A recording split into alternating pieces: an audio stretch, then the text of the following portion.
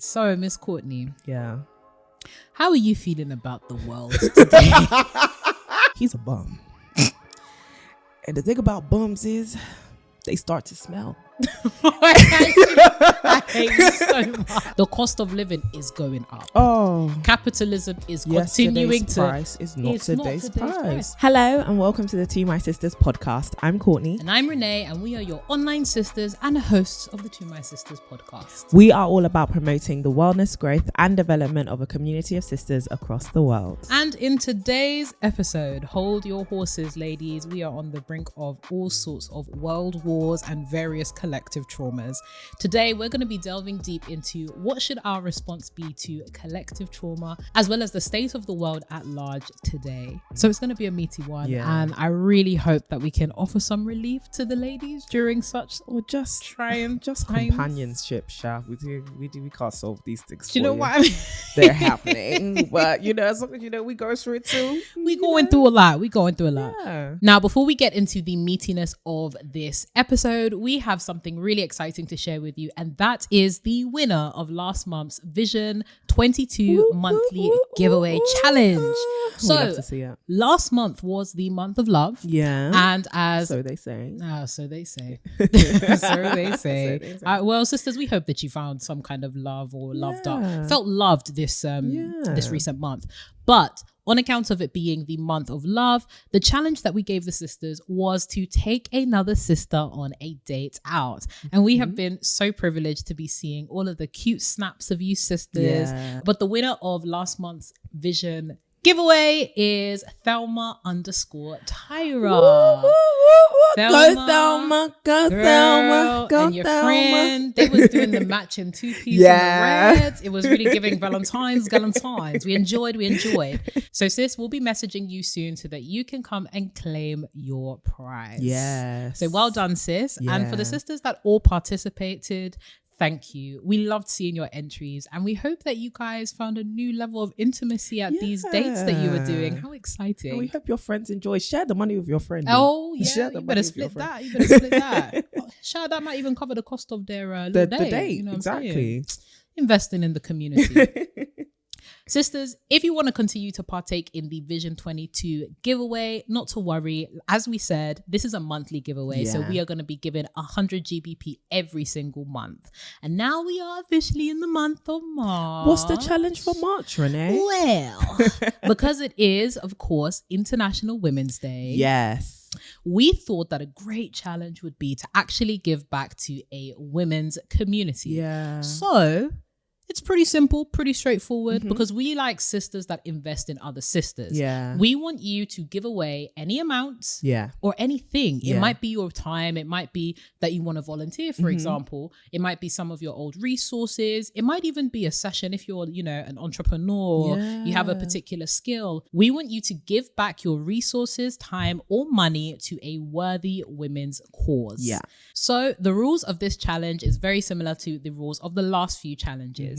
Whatever you support, however you support, make sure that when you are supporting or after you have supported the women's community or the women's charity, you've tagged us in the stories as well as tagged the chosen Women's Community Foundation or charity. Yeah. Sisters, we're not precious about how much you should give, what you should give, or any of those other details. We just want to see that you've given, and we just want to see the women's community that you're supporting. Yes. So it's definitely not I'm trying to do better than the other sister or anything like that. It's really just about coming together, ensuring that we are supporting the women's communities and the women's organizations that are doing some really, really exciting things in our midst. I love charitable giving. I love giving back. Because, I love it. Especially can't wait. when it comes to women's organizations, because there's just so many out there that really need the support. Doing a lot of good work. And I think it's important for us as a sisterhood to actually come together to support the work that's already being done. I think it's easy for us to sit here and be like, we're going to start this, we're going to start that. We can't do it all. There's a lot of women in the world and a lot of issues we might not even be privy to, and people who are doing amazing work and have been doing amazing work. So we want to platform them. We want to also share resources with them. So please tell us who you're supporting, because it can give some of the sisters inspiration to donate to those charities as well. I think a lot of us just don't know about these things, and charities and organizations and people doing amazing work don't always get the platform that they deserve. So yeah, wherever in the world, doesn't just have to be in the UK. It could be our American sisters, our sisters in Africa, our sisters in Asia, wherever you are, whatever means a lot to you, donate. Just donate. Sacrifice. March might be the month of sacrifice for you. Okay, it's okay. This is it. It's all right. And it is a form of investment. I think sometimes we think of investment as, I'm investing in myself, in my glow up process, or I'm investing in, stocks and shares. But investing in community and investing in the organizations that are solving really pertinent social issues. Yeah. We're the 360 package here, baby. We don't do just, isolated and small things. We do the holistic package. So yeah, this is I'm really excited about this challenge. So am I. March is set to be a great month for us all. And happy International Women's Month again. Yes. Check out next week's episode. Well, it's not out yet, so anyway, just put it in your calendar.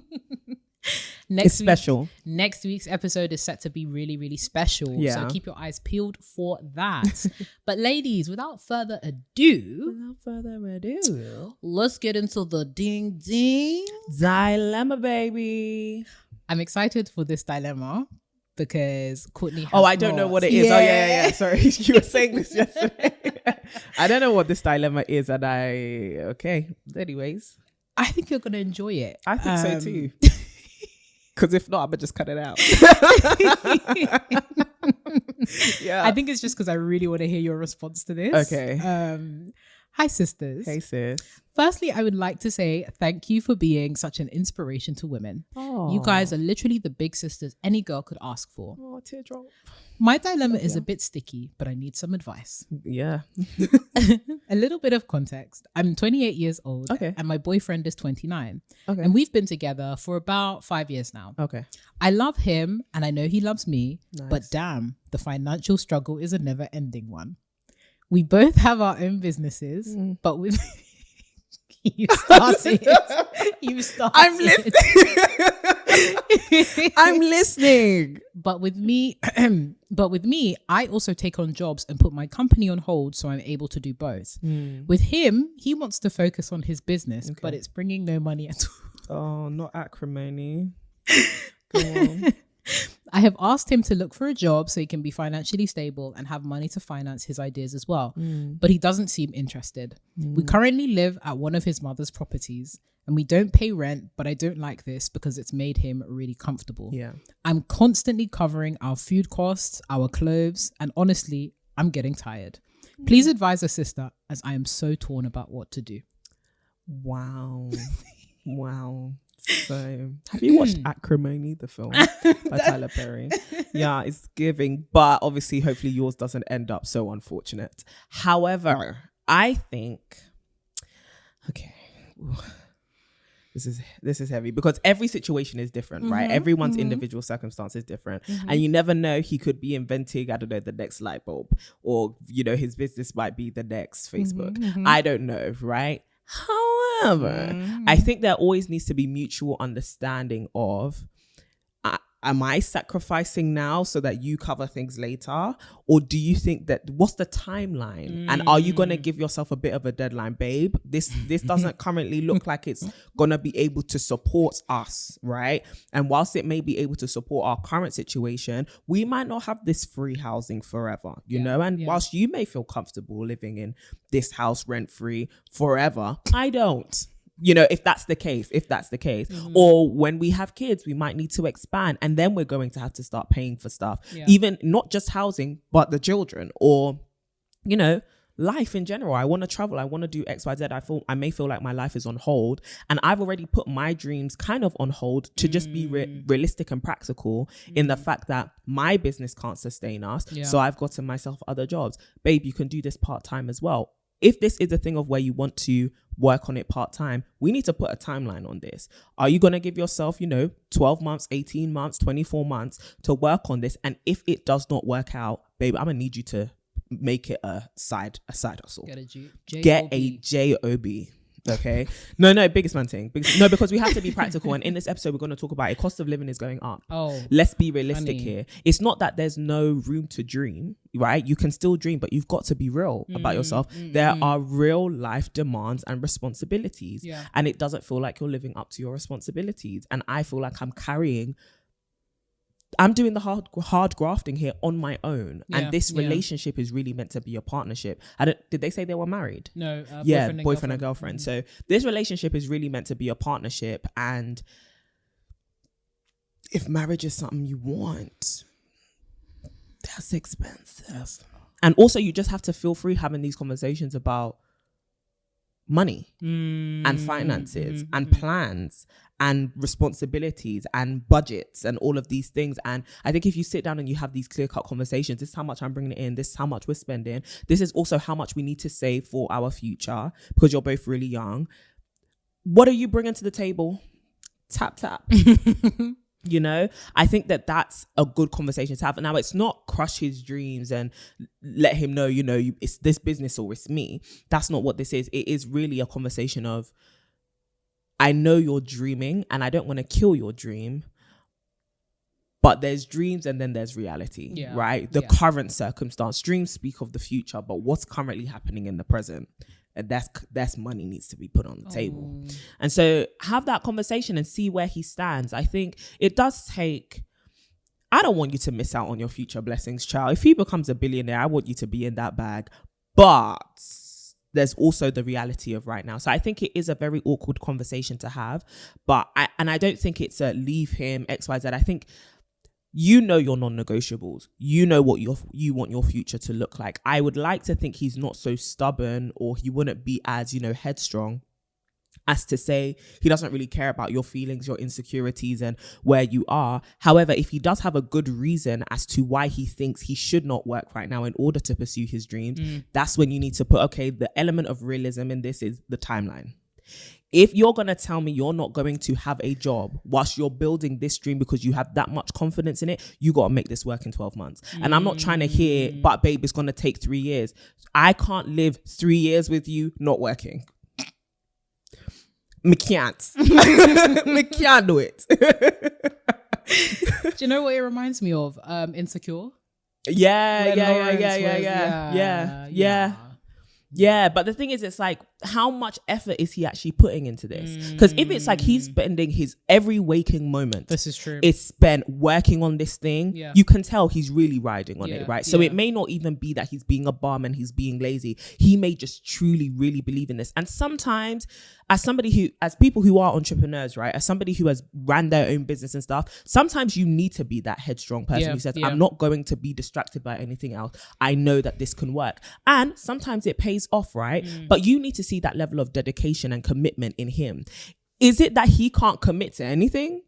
Because some people do this whole, I'm working on my own thing to get out of actually working. Yeah. Do you get what I mean? So you have to, by his actions, by the way he allocates his time, by where he's putting his energy, is he actually working? It could just be that the work he's currently doing isn't bringing in money, but he's still working. At least that shows work ethic. At least that shows commitment, discipline, foresight, all of those things, ambition. However, if he's not doing anything, he's a bum.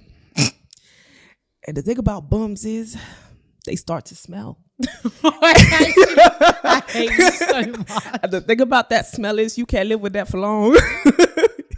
Can't live with that for long. Yeah. Can't live with that for long. I'm sorry. What analogy. But I don't want resentment. I don't want sis to become resentful. That's the only thing. Like, I'm just thinking about acrimony. I don't want you to become resentful at the fact that, like, look at Issa in Insecure, yeah? But just becoming mad at this man, right? Because there's no clear conversation about, let's get realistic here. I know you're telling me this is your dream. I understand this is your dream. But our reality is that we're broke. Or the reality is that I'm tired. Do you get what I mean? And I feel like I'm in this alone, or I feel like I'm supporting you. And this is not the dynamic I signed up for, or this is not the dynamic I'm comfortable with anymore. Because it may have been that I was comfortable with it before, but now I'm realizing I don't like this. Do you get what I mean? And that's an honest conversation to have. And because I've also been accommodating to you and I've compromised, I would also expect you, out of your love for me, to compromise as well, right? So I would personally say there are different ways that this could go. You just need to get to a place where you're both in mutual agreement that you are going to both work hard for this relationship and also sacrifice for this relationship. And if his lack of income is affecting your relationship, he's got to do something about that. And you may suggest to him things that he can do whilst he's building his thing. Okay. These are several things you could do online, work from home, trade, I don't know, just do something. There's money somewhere, you know, or do a cleaning job in the middle of the night. Like, no, but biggest man thing, my mum, when she was in her 40s, decided to go back to university, 2 kids, all of that. At 5 a.m, she had to wake up and go to a key job.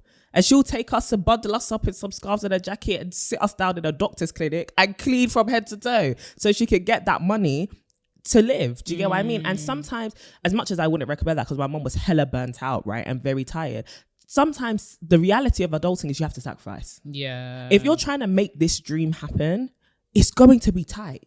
It's really going to be tight.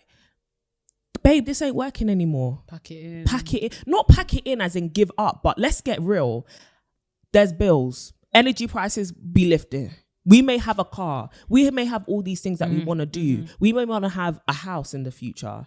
How are we going to get there if you ain't working? And I know you're banking all your hopes and hedging all your bets on this thing you're working on, but let's diversify. Let's diversify. But anyway, I've been talking way too much. No, I love that. I just think you've got to diversify, right? Like, I get it. Be confident in what you're doing and in what you're building, but business is risk. Entrepreneurship is risk. It might not work. Especially the older you get, that not working becomes a bigger risk.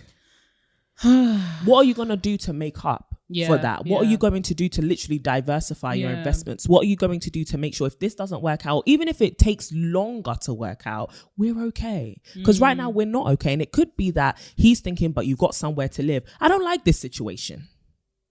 And I don't want it to be long term. When I say this dilemma was cut and dry for you, I was like, Miss Courtney has to go first on this one. You gotta have a conversation. It's definitely giving acrimony. But I definitely agree with everything you said. And I think, as you were saying, that resentment can build if you haven't had a clear conversation or communicated over whose role is what, right? So I think for her, especially in this relationship, the fact that, you know, you, sis, you have your own business that you've had to put on hold for his dream or whatever it is.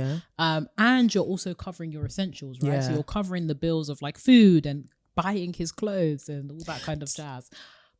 Let me know. I'm going to try and say this in a politically correct fashion. That can be the source of very extreme resentment, especially when you don't communicate and especially when it's not made clear that, you know, this is not something you want to do for the long term. And depending on what kind of dynamic you have in your relationship, this is not going to work out. And I think the resentment is twofold insofar as you covering the essentials, but also feeling like you're holding yourself back so that he can pursue his dream, right? And the fact that he may have certain privileges that you don't have. So the fact that his mother does have these multiple properties and you guys are able to stay in this place, you know, rent free. As much as that is a blessing, I often say comfort is the enemy of progress, because the moment that you're comfortable, you stop seeking progress, or at least stop seeking it within a certain amount of time. And I love what you said about putting some kind of timeline, some kind of deadline, because this can't be forever. Listen, certain men will have you out here chasing fairies for 10 years if they could. They will be, when it comes to, like, look at it, when we think about things like commitment issues, right? When we think about things like putting time-bound, specific, direction-oriented conditions on whatever you're going through is one of the best ways to kind of like break out of it and ensure that, you know, both parties are actually feeling heard and feeling as though, you know, you have something that you're working towards. You actually have a sense of progress, because honestly, he could be working on this forever. And it's like, we don't want you to spend the rest of your life hooked on this could happen. Yeah. Because by the time this could happen, hell, you guys might be 40, 50. And listen, I'm sure that, you know, people who are in their 40s and 50s and found their big break, we're always hearing those big stories. Oh, of, yes. This person got their break at 40 or 50, XYZ. Yeah.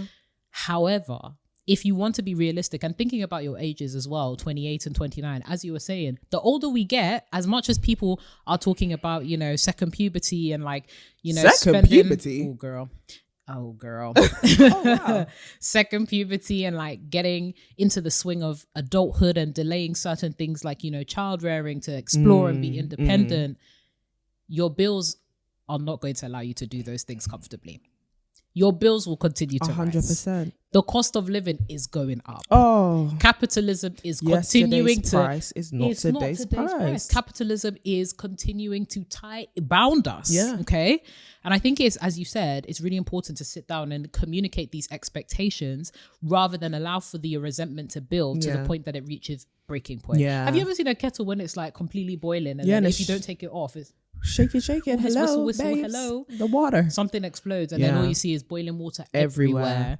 It's really difficult to come back from that because once you are scorched by boiling water, all you're left with is scars. Come on. Don't allow the kettle. I'm screaming. Don't allow the kettle to boil to that point. Take it off the heat and have the conversation. So good. And sis, like, I think again, politically correct because obviously it depends on the dynamic of your relationship, right? What are the roles of men and women in your relationship, assuming heteronormativity? This might actually be a cool setup for other people. Yeah, right? yeah. Some people who are perfectly fine with, you know, being the breadwinner. Precisely. Some women are perfectly fine with being the breadwinner whilst, you know, the man is either a house husband or, you know, he's working on his business or whatever hobby, because this feels like a hobby right now. With your little business. No, but there's also something to be said about like what we ascribe the word job to and like what we describe as work. Wow. Because some folks will have the title of entrepreneur or CEO, but they're actually not good at what they do or they're not actually working. So I think there needs to be transparent conversations about that too between men and women, because I think a lot of men can hide behind this charade of I'm working hard. Charade. It is a charade because some of them are not working. Yeah. A lot of these people can be undercover bums, right? This whole I'm working on my business. Remember in Insecure, Lawrence was working on his business in his underwear. Upside down, eating nachos. Yeah. How are you going to make a profitable business when you're upside down watching television from 9 till 5? Yeah. There's nothing profitable about that. It could even be a thing where, listen, you're a business owner, right? You can use your expertise to now be talking to him and being like, you know, if we're going to go all in on your business idea, let's forecast. Yeah. I have some skills, you have some skills. Yeah. If we're going to go all in on this, let's do this together. Yeah. Because Lord knows he might be very bad at what he does. Very, very bad. Like in terms of profitability, right? Like, gosh, it's just so frustrating because it's like people love to lie about how hard they're working sometimes. Oh, girl. Are you sure? Girl. And he might be working hard. And if it's a case of he's working hard but not yielding results, something has to give. Yeah. Something has to. Yeah, you can't keep beating at that dead horse. You really can't. The other thing I will say though, just to flip it a little bit, sis, do not play house with this man. I know you've moved in with each other, okay, and that's great. But to me, it doesn't sit well if this dynamic is not what I would be willing to fully commit to. Yeah. Just in the sense that if we were two people more independent from each other, more away from each other, not necessarily break up or on a break, like with boyfriend and girlfriend, but I have my own space, I have my own responsibilities, and you live in your mum's house, you do that. Do you get what I mean? But we're now playing house, which means we're basically, like you said, those roles dynamic in a committed relationship. That's what we should be practicing here, right? But we're not, because this is an unconventional situation, right? Yeah. For me, what I would do is say, okay, babe, I'm moving out. We're not on a break. We're not breaking up. I'm moving out. I'm going to my own space. I'm going to start taking care of myself, right? And you focus on your thing. But we can't play house and we can't get married till you decide how you're going to act as a husband. Sorry. Personally, I hear it. for me, the reason why is I think it does, like you said, it causes people to become too comfortable with you. You buying his clothes, you buying his food. If you want to live a life where not you're sponging off of someone, but somebody's taking care of you whilst you're working on this, that's not my responsibility. That's a wife's responsibility, number one. Or number two, that's your mama's responsibility. That's why you're living in your mama's house. Okay, so ask your mum to buy your clothes. I was even about to say. That's why I'm saying I will have to take myself out of this situation of playing house with you, because now you're looking at me as the person you should depend on when I'm not comfortable with that at this stage of our relationship, number one, or I'm not comfortable with that, full stop. So I'm going to remove myself, and you can't depend on me in that way, right? And it's not that sometimes you can put up boundaries whilst you're still in a romantic relationship. For sure. And it's not that I don't love you and I don't support. It's that this actually makes me uncomfortable. And unfortunately, a lot of men will see that, oh, she's not ride or die. No, this is her boundary. Stop trying to pull it down and seeing you pulling it down as I'm making her into a valuable woman. You're putting her through struggle and she doesn't like it. She's clearly uncomfortable. This isn't an evolution which she wants to grow into. And a lot of men see that as no, I'm pushing her to be better. I'm pushing her to be patient and long suffering. There are other instances where she can be patient and long suffering without this amount of compromise. And she's compromising her values and feeling like what she wants is not important because you're trying to change her, right? I'm not saying that this is what this situation is, but I just think it's important. What I would do personally, let me speak for myself, I would have to take myself out of the place of being you depending on me, if that makes me uncomfortable. Nuts. No, and I couldn't live with you. I could not live with you. Man, like, again, everybody is open to their own interpretations, dynamics, all that. Disclaimer, again, we're Christians, but for me, I hear it, because even personally, when I think of the role of a husband or I think of the role of a boyfriend, right?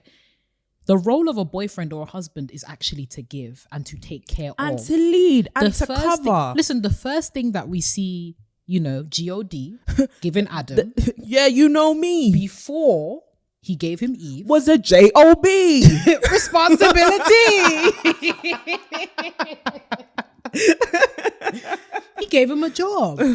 Because the job and the care that necessitates, the responsibility and accountability that necessitates a job precedes a relationship. Come on. So this whole, you taking care of him, those kind of issues should only be an issue or reality for a season. Yeah.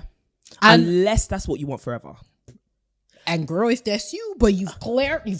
You've got to clarify, exactly. And also you've got to take things at face value, because a lot of us are living on a prayer. That is so in good. one day he's gonna have this. Whole episode is turned to out to his sister level, but this is sitting on my spirit. Oh, come on, let's go. A lot of us are hedging on the bets of one day might never come. It might not. And I'm not saying this to crush your dreams. I'm saying a lot of us go into relationships, men get into relationships with some women get in relationships with some men, hoping that the man will change, hoping that the woman will change. Would you marry the person they are right now, the person they are there, and not just the things that they're doing, because jobs can change, housing can change, physical appearance can change? Could you marry their character? Because that's what takes the longest to change, which is why it's so important for you, like what you were saying before. 100.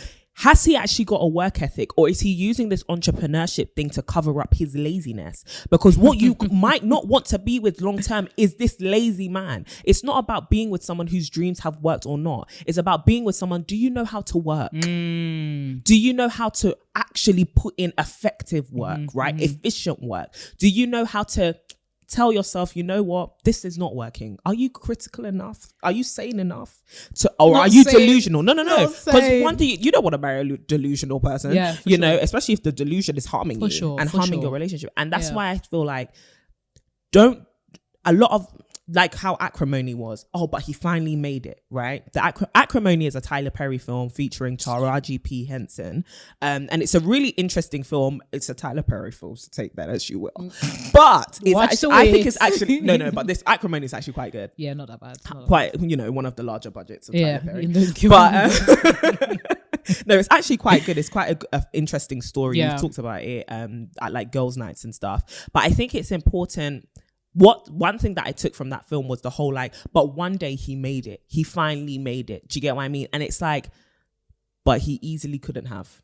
And how many people have said, I've got a dream and it hasn't? How many, not even just men, you sis, how many times have you had an idea and it's like, this wasn't as great as I thought it was. You know, ideas are like that, right? In your head, it might work. In reality, it doesn't. Or it may not be relevant anymore. The time has passed, like whatever it may be. And you are here hedging your bets on maybe one day he'll make it, but maybe one day he won't. And so you have to decide to marry not this idea and not this business, because this might not, he may wake up one day and be like, you know what, I'm even bored of this. I'm trying to do something else. And you've gone and wasted years of your life sacrificing for this man to build this. And now he doesn't want to build it anymore. And now you hate him. You hate him. Resentment. Do you get what I mean? And I think that's important. Can you marry the character of this man? Can you marry this man's mindset currently? Because other things can change. You know, he might have a conversation with his mum and his mum's like, listen, you got 6 months to move out of my house. I hear it. Get out. But can his mindset survive? Can his mindset help him to survive, if that makes sense? Like, if his mum says, I'm taking this house away, could he survive? Can you trust that man with your future?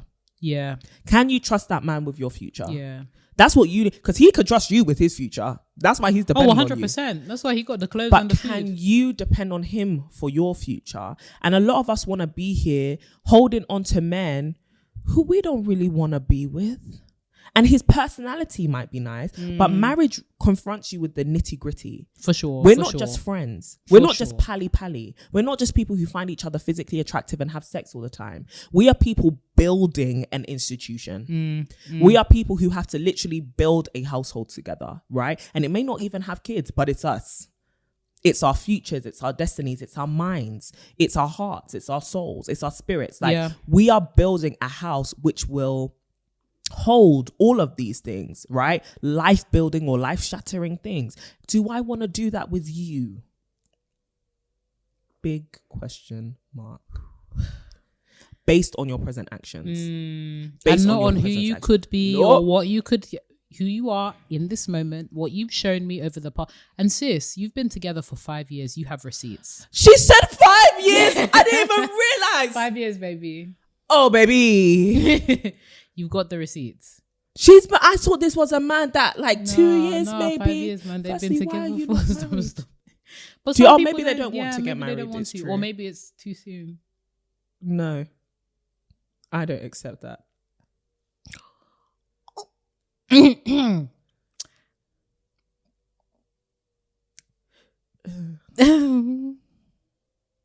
But I mean, how could they get married if... How could you? But then why are you wasting your time with this man? Personally. No. Personally. Let's talk about me. Let me talk about me. I would have to... This ain't working. If I stay with you any longer... We're out, boy. And I'm not projecting this on sis. She might not have as little patience. Not that I don't have patience. It's just that I'm looking at you, you're looking at me. I'm not seeing. I'm not seeing the work ethic. I'm not seeing the discipline. Or I might not be seeing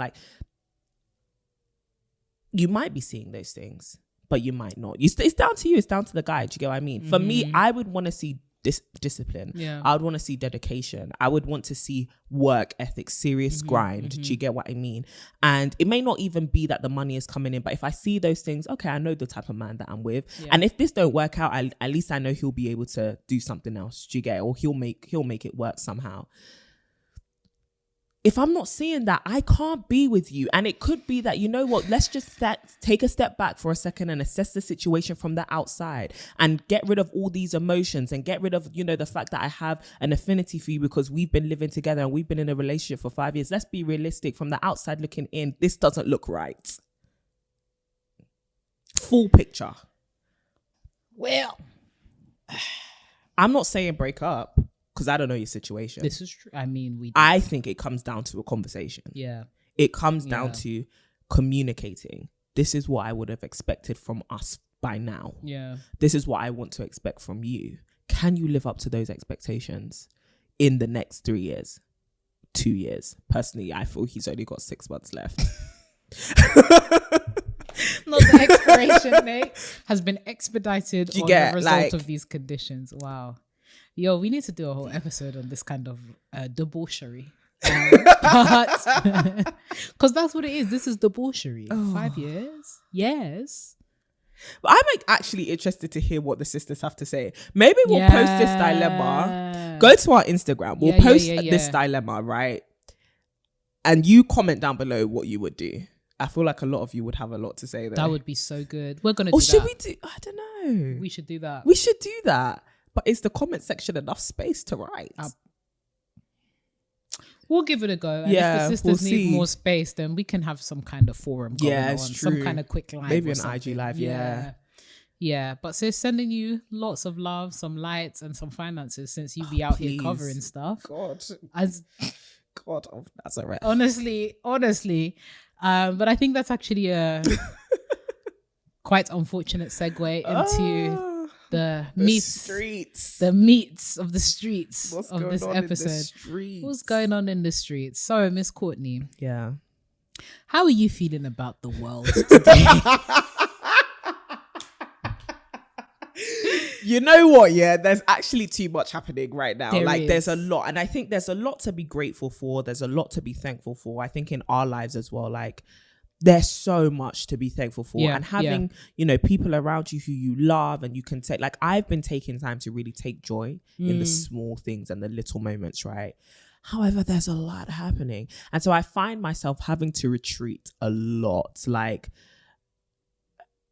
I'm just listening to music, watching my shows. Literally, escapism is my strategy right now. I no longer watch the news. I hear it. But the news seems to find me.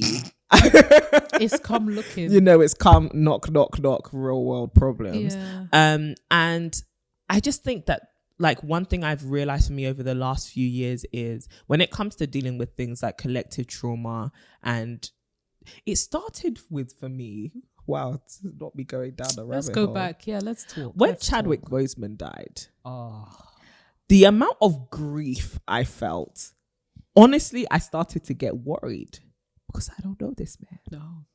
And so I watched, I listened to this podcast episode. I think it's Black Girl Therapy. And she was talking about, it's actually like collective trauma is a thing. And that was the first time I became aware of it. That like, yes, we are all, like, a lot of us are grieving over somebody we don't know because collective trauma is a thing. Yeah. And I think since then I've been thinking, okay, like, the effects of the pandemic, announcements of like wars, invasions, and especially like last 2020's Black Lives Matter in the summer, George Floyd, like all of these things happening back to back. And I think what's unfortunate is traumatic things and catastrophes aren't new. It's just that we're exposed to them way too much now. For sure. All the time. Like the things that you would go to escape are here telling you, but remember, there's a war outside. That algorithm said absolutely. Do you get what I mean? And for me, it's like I have to log off, and I think that that's okay because like we have an episode. We did an episode in season 1 talking about performative activism. Yeah. And one thing I've done, because I used to feel I used to be very vocal about political issues, right? Yeah. And then sometimes it comes and bites you in the ass, right? Not because you're saying something controversial or anything like that, but then you have to engage with it all the time. Yeah. If I'm vocal about this, then people are like, but why weren't you vocal about this? You need to be vocal about, and then I have people in my DMs be like, post about this, post about that, post about, do you know how this is affecting me? And even things that I would not be privy to, you're now making me aware of it, and I'm dealing with that emotionally, and I am somebody who is affected emotionally by the dumbest things, right? Not the dumbest things, but I'm very sensitive. Yeah. As hard shell as I am, me seeing one picture will throw off my whole day. Like it will I'm sad. Do you get what I mean? And I personally, as people may call it privileged and stuff like that, but I think if you can take care of your mind and you can guard your mind, not by being ignorant, because I'm very aware of the things that are going on, but controlling how plugged in you are to these things and how often you have to see them. That's been my strategy personally, because I think a lot of people demand, talk about this, show this. Why haven't you posted about this? Me posting about this, what does it do for you? Oh, goodness me. All it does is make you think I'm a better person, but this situation isn't about me. And to what end? Because sometimes this whole pressure to post about this, you need to go and lobby the media, your politicians, the folks that actually run the country. Because whilst I understand that we've come into a time where, social media and the internet has decentralized a lot of, spaces for power, I think that the rise of these political issues and Yeah. the fact that we are so much more aware of these issues going on in real time means that there's a lot of pressure, undue pressure on people who have actually no business speaking out on these things. You have no... Why are you in the DMs of, say, a beauty influencer and expecting her to come with something profound on the Russo-Ukraine conflict? And this is the thing. It's different if you're using your platform for an effective purpose. Precisely. But a lot of people are, because people should be aware. What does people being aware do though? You that you are aware. Let's actually point the fingers.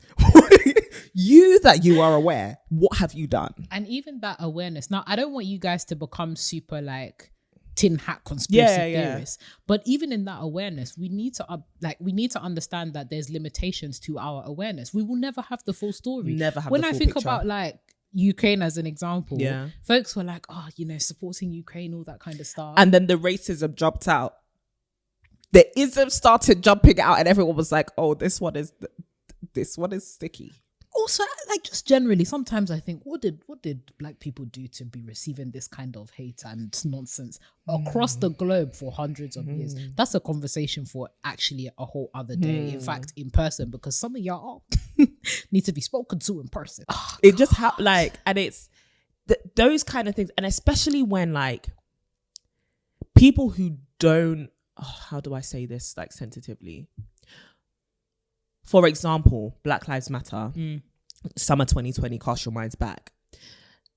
People would be pressuring Black people to talk about this particular issue who weren't Black. And the reason why I say that's strange is me engaging with this topic is very different to you engaging with this topic, Susan, because you don't have the weight of knowing when you look in the mirror, you see a Black person. So when I go outside, my weight is not that I'm educated and I'm clued up. It's I actually live the reality of being treated this way. Yeah. So if I'm going to talk about like the Russo-Ukraine situation, if I talk about this and how it's affecting immigrants, if I'm an immigrant, how do you think I engage with this topic? What emotions do you think it draws out of me as a Black person, as an immigrant, as somebody whose parents may have come into this country seeking asylum? How do you think that makes me feel? Do you get what I mean? It's like when people are like, oh, what's your thoughts on Me Too? How do you think it makes me feel as a woman to engage with these topics? This isn't me reading a history book. This is me living out the experience, right? So what you're reading as a case study is actually my life. I have real emotions towards Precisely. that. So you're forcing me to confront something which I don't need to confront because I confront it every day. Bruh. Do you get what I mean? And this is not, obviously a lot of us are thinking more about like the Russia-Ukraine conflict and stuff like that right now, but a lot of people don't even have enough education on the topic to talk about it, but you feel pressure to talk about it. But you talking about, really, I want us to circle back to this question. What does you being aware, what has that done for you? Have you given? This challenge that's come up, it might not even be women charity that you give to specifically, but there's a whole bunch of crap going on in the world where they need resources and they need money. Give, right? But have you given? Have you prayed? Have you educated yourself? Bruh. You being aware, you seeing something on someone's Instagram. So, because this is the one that pisses me off the most. It's just a simple share to your story, but you scrolled past. This did not make a difference to anything. This brings me back to the influencer conversation. If I'm going to use my platform because I'm rallying up resources, completely different, because that makes a change. Yeah. But me adding something to my story, this pretty graphic to my story, just so that I can get your approval. Not the infographic complex. Just so that I can get your approval so that you don't think I'm a bad person. That doesn't stop the fact that they're dropping bombs on countries. There's a word for it. It's like moral grandstanding or moral posturing. Oh, yeah. Where it's like you're just doing the thing. Virtue signaling. Virtue signaling. Yeah. Lots of virtue signaling happening on social media. And even in that, we become so desensitized and it becomes a normal thing. It's a normal thing now to see like conflict images. It's a normal thing to see people like suffering and online. not do anything about it. Just go about your day. Do you know how nuts that is? And then your only concern is who did or did not post this. People are dying, death. Every variation of the word. And it's actually okay to be tired because I don't know about you. So I log off sometimes. You sometimes, me never. I'm not on. Because it's a lot. I'm not It really is a lot. When you do, and this is the thing, when we do say educate yourself, there's right now there's a phenomena that we're all going through called information overload, right? Where we are getting access and we are privy to information at really alarming rates. This is why our attention spans are decreasing. Yeah. This is why everybody is out here with a Twitch. This is why everybody has got everybody is out here. No, but certain people, they'll be on TikTok that was saying how that's actually a manifestation of anxiety. Yeah. When you like randomly shiver or all of that. Just somebody, you'll be in the office, somebody is doing that, and you'll think, is everything we all okay? got the crazy. We all got it now. This is why our eyesight is getting worse. This is why all of us are privy to high blood pressure and all that kind of stuff. All the diabetes. It's all coming. It's all coming full sugar. circle. All of that. And no wonder so many of us have got, really terrible coping mechanisms. No wonder so many of us are dealing with this mass mood of depression and upset and anxiety and panic. And then on top of that, on top of what's going on, in the periphery on the globe, we have to now contend with the things that are happening within our own nations. No, not even in the nation. I have something in your to own say. House. Oh. Well, before we come to the house. You say what you have to say. I know this is your time to shine. Energy bills are rising. Let me tell you something. Let me tell you, this has been on Renee's heart for the last 6 days. She has not let up on this. No, because I don't want to incite violence. It all started with the council tax. This is the context. It started with the council tax because people seem to think, and this is again the problem with social media, it's just optics and all that kind of stuff. I want to let you guys in on the real. We don't ramp here. We tell you about like the real situations that we're facing. It was literally, I was on the phone to my mother. I said, I can't believe that council tax is this high. Is this why you've been stressed these past years? But you got to tell the story before that. We got a council tax bill. Yeah. So actually, me and Renee lived together. A great experience. Fantastic. And when we moved in, obviously they tell you, oh, council tax, on top of the rent. Yeah. We're like, okay. So we asked the lady, how much is council tax? She was like, don't worry, ladies. Council tax and bills included will be no more than £200. Obviously, we are novices in this game. So we were like, okay, cool. That sounds fine. We could do that. Scrape together a bit of cash. We moved in here, no council tax bill. So are they going to send us an email called like what they're going to do? And then we have 2 mailboxes. Like in our building, we have 2 different places where you can get mails. Place you can get parcels, place you can get letters. Yeah. For some reason, we both forgot that letters will come because we don't have a letterbox. Oh, we was getting our our orders, PLC, clothes, all of that. We were on it, right? But letters, we ain't never seen a letter. We don't intend to see another one ever again. So I was looking for a package which I got, and I saw, maybe it's in this other mail room which I've never been in before. So I asked them to open. You could tell we had never checked for letters because they were like, oh, you haven't set up your mailbox. You've lived here for 2 months.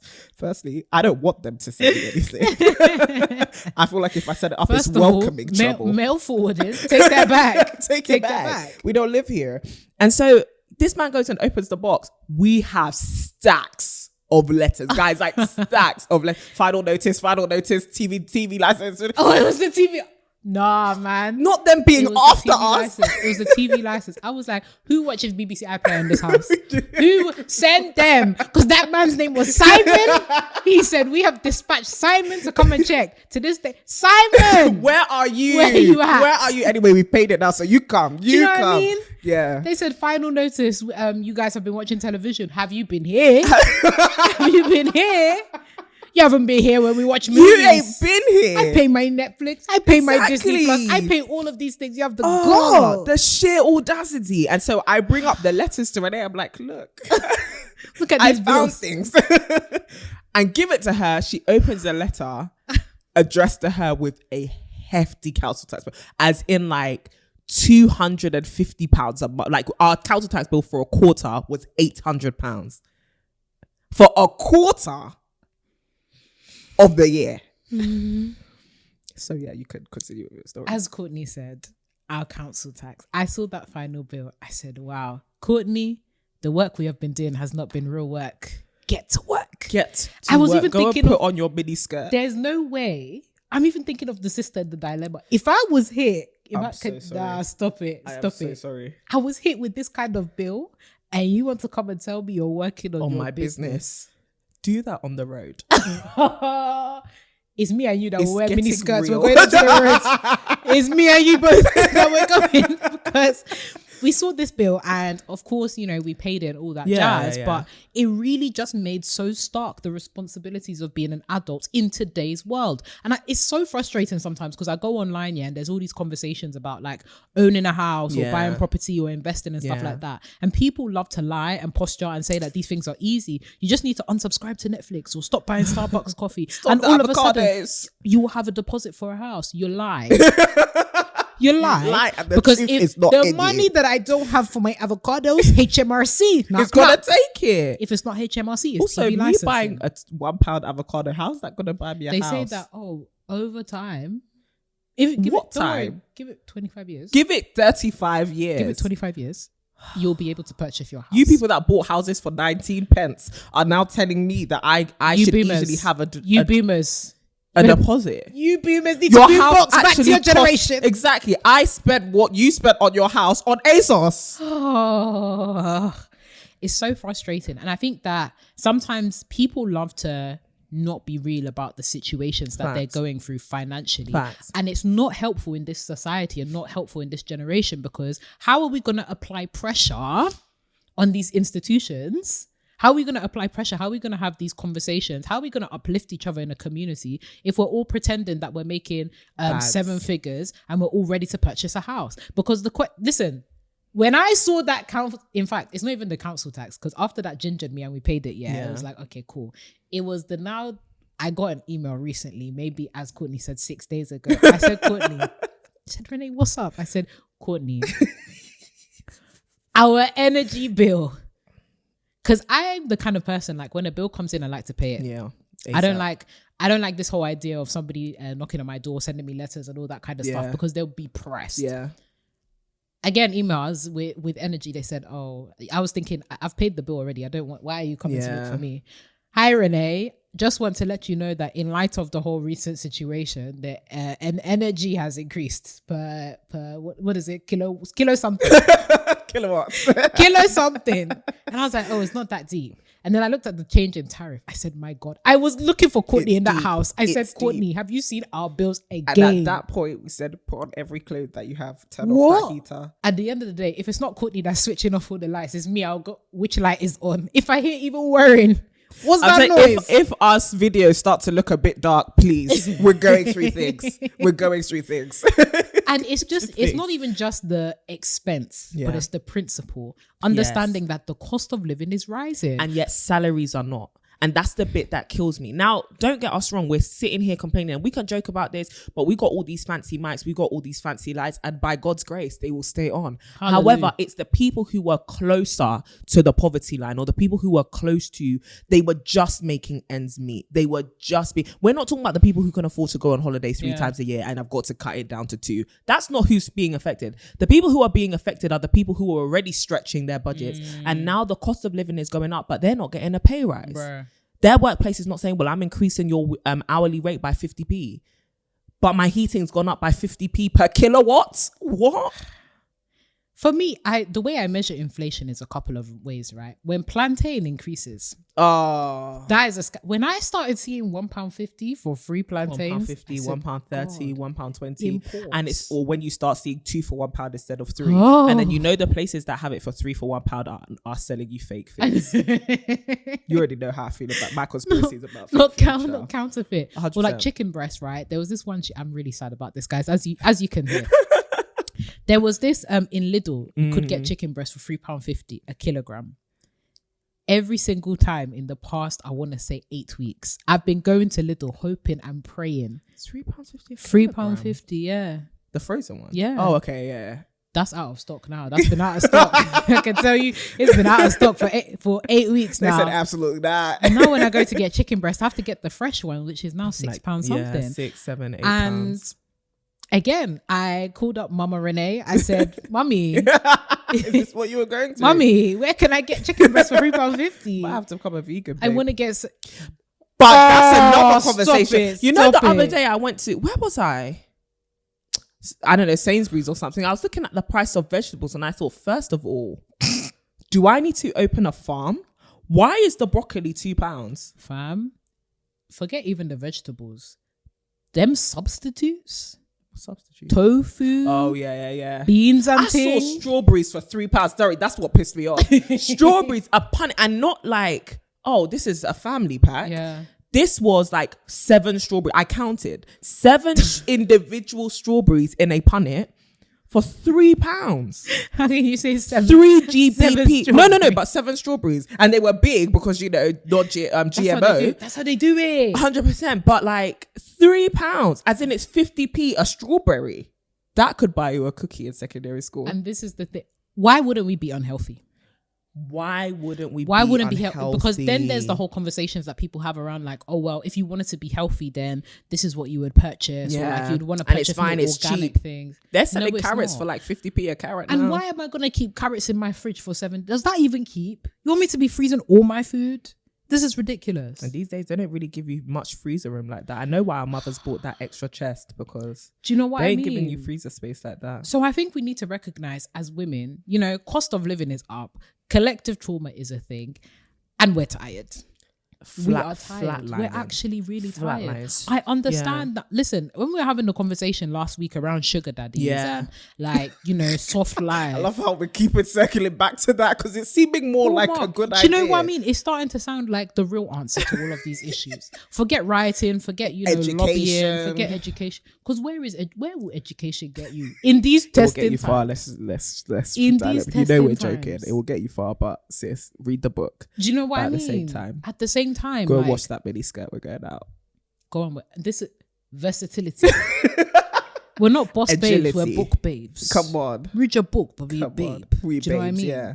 Got to make sure when it depends on who your audience is, but mini skirts, but bring the book. Bring the book. But no, it's really frustrating, and I think as women, like that sense of like instability can be really like traumatizing and really difficult to live with, especially as we're now contending with agency, the modern woman, and like fending for yourself and all of that kind of stuff, loneliness and dealing with a lot of these things and all of the associated emotions that can come as a result of being a fairly independent woman or a fairly self-sufficient woman, and it feels like you are dealing with the weight of the world by yourself. And I think like obviously plug to TMS, but beyond that, having a community around you or having somebody or people around you to help you realize that this is not something that you're going through alone. You're actually not alone. Inflation is hitting my girls as much as it's hitting me.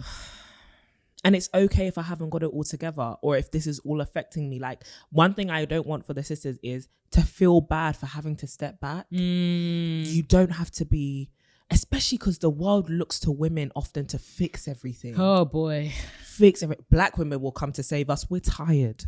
Absolutely not. We're going to have a nap. You guys fix it yourself. Bruh. Or like, it's just feeling guilty for taking care of yourself. Take care of yourself. Like, you've actually got to be okay, and find yourself in a community who would allow you to do that, but also invest in taking care of you, right? And it doesn't mean, don't have the hard-hitting conversations, because a lot of ish is going on right now. Yeah. And a lot of it actually is scary. And it's scarier for some, and it's tough. Yeah. No one has the perfect answer for this. For sure. But please get plugged into places that help you not lose your mind or become riddled in so much fear. Fear. And like one thing that's been on my heart recently around like dealing with collective trauma and dealing with the realities of the world that we live in, where it feels like just everything is piling up against you, is it's okay if you've suffered setbacks, because I think that especially with the whole like casting visions, and we've definitely been proponents of casting your vision and then running for it. This might have been a big win for you. This may have rocked you back right to even before the starting line. And I like even thinking about like financially, right? You may have had the most lofty financial goals. There's so many of us that are literally, one diagnosis away from bankruptcy. Oh my God. There's so many of us that we are. That's spot on. We are one victim of fraudulent behavior away from being completely and totally finished. And I think it's really important to flag that, because it can feel like the onus of failure is on you, when sometimes it's actually your environment that has caused you. Because our response, I'm so sick of the response being so like black and white. It's always like, oh, if things are not going your way, then like it's a you problem. It's something you need to find a way to get out. Find a way. I did X, Y, Z. I managed to overcome. We don't care. We don't care. Yeah, I see it all the time when somebody will post something on social media and somebody will come like, and it will always be like they have a bird as like their profile picture or something stupid. Yeah. And be like, pull yourself by your bootstraps or work harder or Sometimes the answer isn't to work harder. Sometimes sometimes there's no answer. Yeah, sometimes you actually need to sit with the fact that you've been set back. Exactly. And sometimes there's not only one answer. Maybe at some point you do need to work harder. Okay, but for now, cry. Fam. Nap. It's tight in these streets, Yeah, because it really is tight in these streets. And I need us to all realize that. No. I need us to all realize that. Life is not easy right now, okay? And it doesn't mean we're not, we're all proponents doing the hard things. We're going to do the hard things. But I need you to acknowledge life is not easy. Because sometimes those like glazing answers are trying to tell you it's easier than you think it is. No, it's hard. No, it's difficult. And that's why you got to really pat yourself on the back when you do the hard things. Okay. So please be patient with yourself, get educated. But if you feel like something is really impacting your mood and it's completely throwing you off, take a step back and don't feel guilty for that. I think the other thing is, I love what you said about the whole vision thing. Q1 is coming to an end. Maybe this is a great time to sit down and just revise the vision or revise the strategy, especially revise the budget. That's something I had to sit down and do and just be like, the things you thought how much you thought you could save, you can't, because now the bill's going up. All of that. But still, okay, but then what does this mean for me? What does it mean I need to do? What can I actually afford to do? Yeah. What do I need to cut back on? Or what do I need to start working harder on so I can make more? Whatever it may be, just sit down with yourself and think, let's recalibrate here, because things have shifted a little bit. Let's get back to the center. Let's get back into alignment with God. What's God saying for my life? Where am I spiritually? Where's my mental health right now? Because I wasn't expecting this hit. And it may not have been a hit to me, but it's a global hit, and that affects me. And understand that taking care of yourself doesn't have to be fancy. Like you don't have to go on a spa getaway for 6 days or whatnot. Sometimes just stay in your house. Yeah. Or just turn off your phone. Bro. Put it in a different room. My challenge is one day this week, put your phone in a different room and just go about your life. Yeah. Try and like unplug, switch off. It's actually so important, because again, you're not actually meant to or built for processing this much information. We were never meant to have access to this much information, this much people's opinions. Why would we not be riddled with anxiety and insecurities? Because one hillbilly from God knows far away is coming to comment XYZ on this conflict. But why though? And why do I have access to what you have to think? And why does that now affect my day? This is the thing. Because in the grand scheme of things, and this is it, cognitively and consciously, I'm not processing it. Yeah. But subconsciously and spiritually, it's there. It's there. Everything that we come into contact with is leaving a deposit. Yep. It's leaving a deposit. Come on. And some of us, because they've been subconscious deposits, we're thinking that we're cool, but really we need to clean our cars. Have you ever seen a car whose engine is dirty? Yeah, and they don't know because they're still running. But sis, that's going to clog up at some point. Boy. It's going to clog up and you're going to have to deal with that. And then your car will stop. And the thing is, it will stop on the motorway or somewhere Exactly. And you be running and then halt. And life can halt you. Bruh. So just take care of yourself. Do those regular checks, man. More than ever, it's now time to guard your mind. And that doesn't mean become ignorant. And that doesn't mean put all your walls up. What that means is I've now got to vet everything that's coming into this. 100%.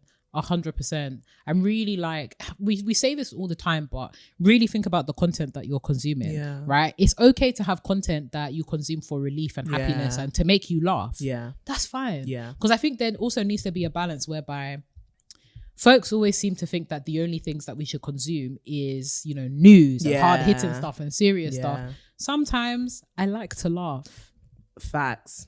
And this is where, like, I've started to have such a great appreciation for art and stories and adventure and stuff more than ever, because that is a great way to see Yeah, it's a great way to escape. Let's just call a Yeah. spade a spade. It's a great way to escape, and sometimes you do need to escape. You do need the real to. world is dark. Oh, it's very dark. That's another thing. Why is it so dark outside? The other day I came in here to work. We're in our living room. Yeah, came in here it to was work. dark as heck. I said, firstly, is it 7 p.m.? Bruh. Why is it so dark at 10 a.m.? Vitamin D deficiencies. Baby. There's a lot we're fighting against. Baby, it's either climate change or rapture. It's one of those things. It might be a combination of the two. Someone needs to stay attentive to hear that trumpet sound. That's for sure. Because it is dark, and I thrive in the sunlight. I thrive in the sunlight, in happy and bright places, and even that, because there's what do you call it, seasonal affective disorder. If you are unfortunately in a country where there's not that much sun, then you can definitely be privy to seasonal affective disorder, which is basically when we have deficiencies of vitamin D, or you're just not in a place that has a lot of light, vibrancy, brightness, nature. It can be very stifling, especially for my sisters that live in very densely populated cities. Especially cities which have like just the capitalism is high. You will hustle and grind. You'll step out of the door and spend £30. Now when people are like, oh, do you want to come out? Unfortunately not. Unfortunately not. No. Biggest man thing. I was saying this to a friend. I don't leave this place.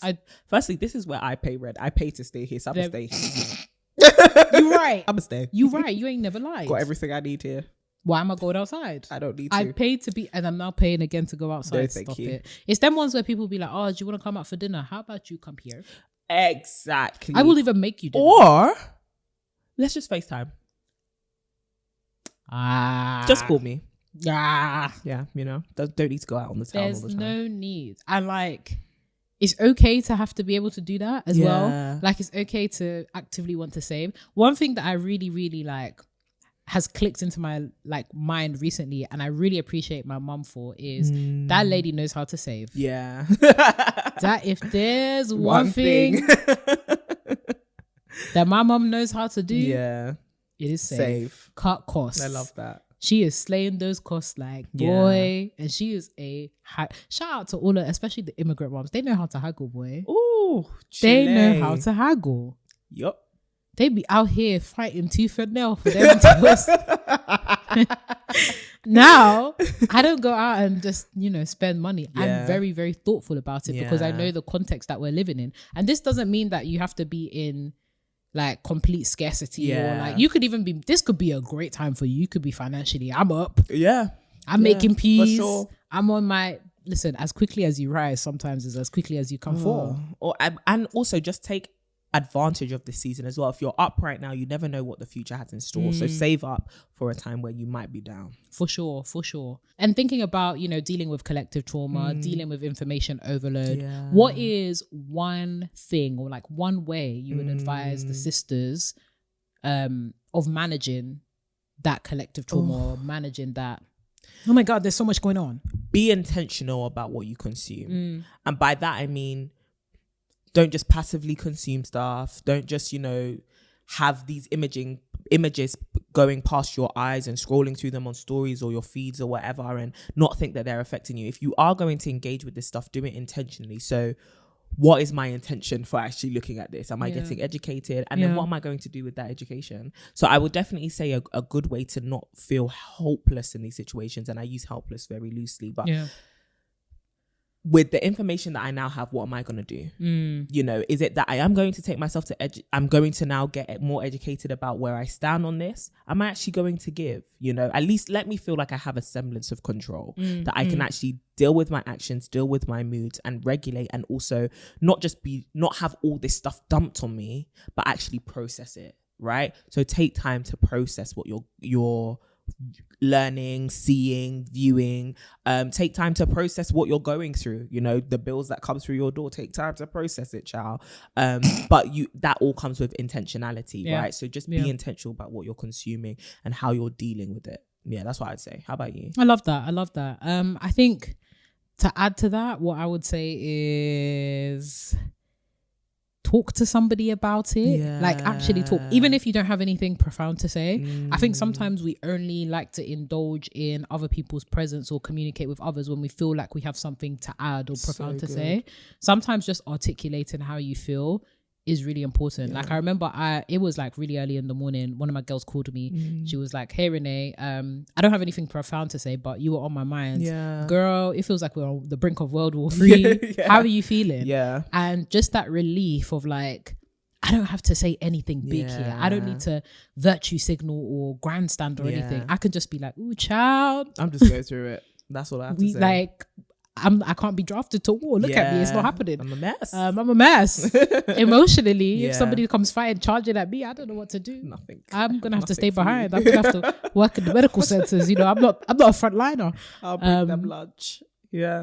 And we make great lunches. There you go. So just having somebody there to talk to you about how you feel and not necessarily say something profound about a matter is really, really helpful in processing and dealing with it, because you're really dealing with how you feel as opposed to what you think you should do or intellectualizing it. I think sometimes we can over intellectualize really good. Like what we process as opposed to processing it emotionally. So that's what I would say. Actually, that's a bonus one. Please call a sister. Just ask, how are you? Like for real with everything that's going on, because that really does change. Like it changes a lot and it helps. It does. And do the thing of that's even if somebody comes to you, or like you think of someone randomly, call them, or like just put it on your agenda to like message them or something, because chances are, I'm a big believer, know, intuition, spirit, all that kind of stuff. Chances are they popped into your mind for a reason, and they would actually appreciate hearing from you. Oh, come on. But yeah, sisters, thank you for coming to our TED Talk. Thank you for coming to our TED Talk, for real. And to all the world leaders that are listening to the To My Sisters podcast, sort it out. Thank you.